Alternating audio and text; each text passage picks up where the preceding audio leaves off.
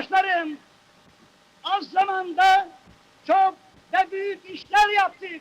After successfully leading the War of Independence, Turkey's founder Gazi Mustafa Kemal Atatürk strived to build a strong, modern nation. But his death in November 1938, just months before the start of the Second World War, left the new leadership in tough conditions.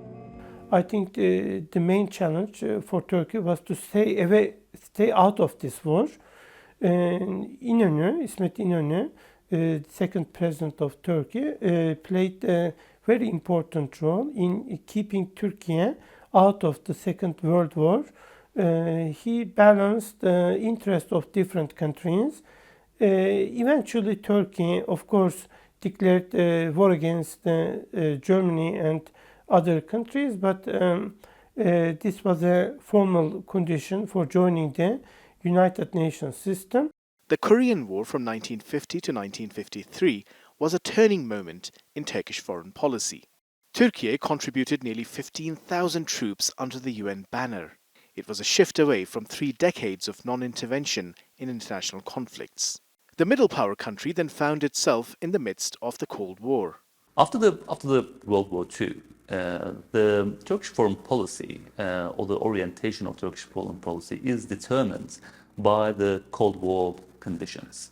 And during the Cold War, because of the Stalin's demands from Turkey, demands of territory and straits, Turkey quickly moved towards the NATO alliance.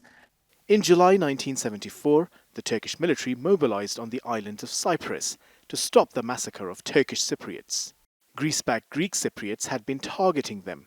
Backed by Turkey, the Turkish Cypriots initially sought equal rights and an end to discriminatory behavior.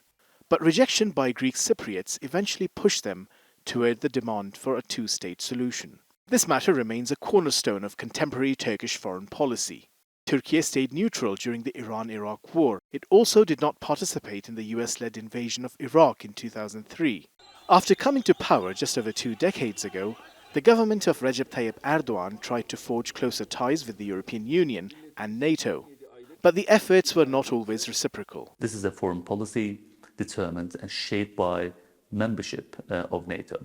But at the same time, there are instances that deviates Turkey's orientation from NATO alliance because of the, let's say, behaviors or treatments Turkey received from its allies, which was not in line with the spirit of alliance. That led Ankara to vigorously pursue strategic autonomy. The Erdogan government cut down reliance on the West from 80 to 20% for Turkish defense needs. It also adopted a more assertive foreign policy. Turkey has also the vision of projecting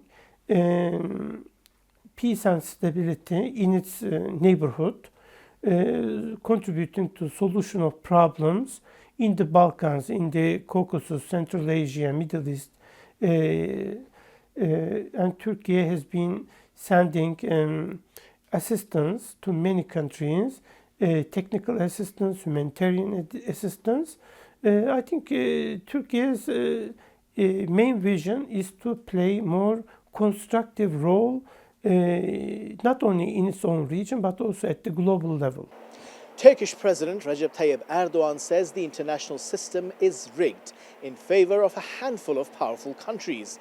He's been calling for changes to the system, including the expansion of the UN Security Council. Erdogan says Turkey will continue to push for a fairer and consistent system that benefits all, including the poorest and the weakest nations.